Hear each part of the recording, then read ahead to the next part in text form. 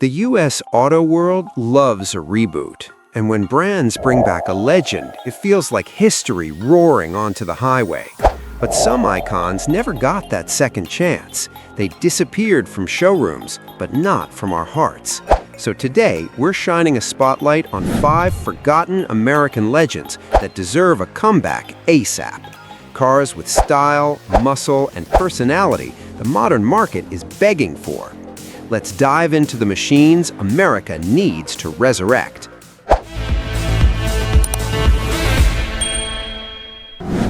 Saturn Sky. Saturn shocked everyone with the Sky in 2006, finally adding the fun car enthusiasts wanted to its stables. Sure, the Kappa platform Roadster shared bones and engine with the Pontiac Solstice, but it wore sharper lines. The 2.0-liter turbo LNF under the hood made 260 horsepower and 260 pound-feet of torque, but its curb weight of just over 3,000 pounds, combined with a short wheelbase and a standard manual, made it eager and playful. The Redline models responded well to tunes and cooling upgrades, turning them into giant killers on tight tracks. For its successor, we imagine a 2.0-liter turbo making around 300 horsepower with a 6-speed manual, and another one that runs a single-motor EV with 300-plus miles and a curb weight that still starts with a 3.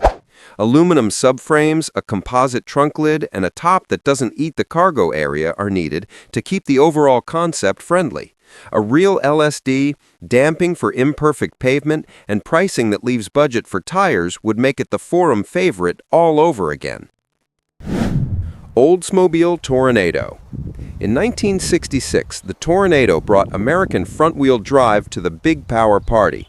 Under that crisp body sat a 425cc V8 with around 385 horsepower and a chain-driven TH425 transaxle. The floor stayed flat, the packaging was clever, and the steering felt surprisingly precise for a big coupe. Later cars softened, but the original idea, innovative packaging and torque for days, was bold. It proved Detroit could rethink the layout and deliver something new. We hate to say it, but electrons seem to suit the original mission here. In our heads, long hood proportions meet dual-motor AWD with 500 to 600 horsepower, natural-feeling one-pedal, and honest aero for highway range.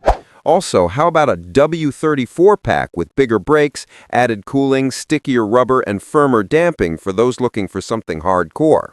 The cabin, meanwhile, needs to stay calm.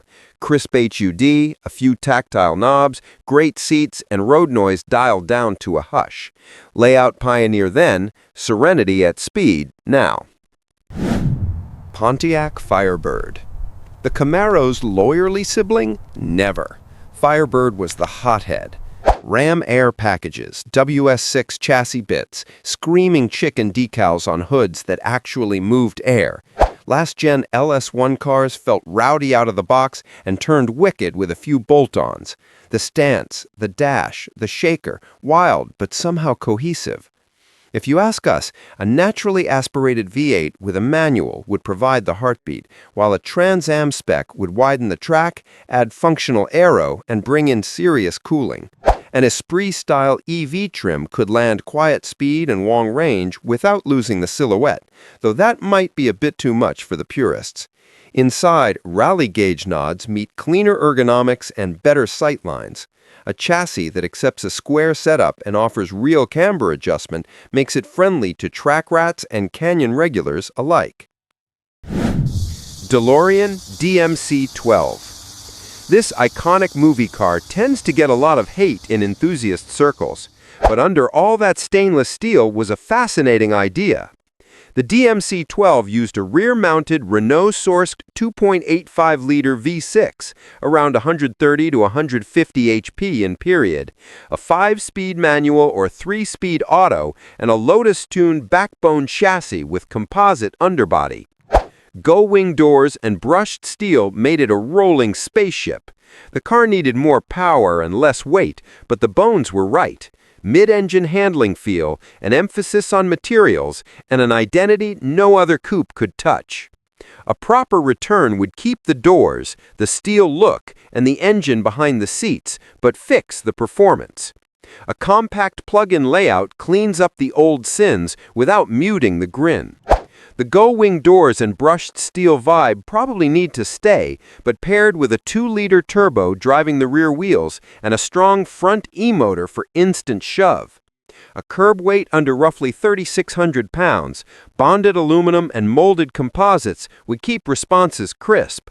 Well, that might seem a bit too advanced for the DMC-12, but hey, that exterior still screams high-tech, right? Eagle Talon. The Eagle Talon was the poster child for turbo fixes everything. Turbo G463 AWD, viscous diffs, and a chassis that took power and track days like a champ, once cooling and bushings were handled. Rain, snow, dirt, it just hooked up and went. The tooling scene never died, but the cars did. Picture a rally road coupe with modern torque tricks, a hybridized 2.0-liter turbo, integrated starter generator up front, and an E-axle in back lands 350 to 380 horsepower and a sub 4.5-second 0 to 60 miles per hour with repeatability. A base turbo FWD could keep a manual for the purists, while the hybrid could lean on a dual clutch for crisp hits for those looking for better track times. Hatchback practicality, split-fold rears, and big-mouth cooling could make track nights and road trip weekends easy.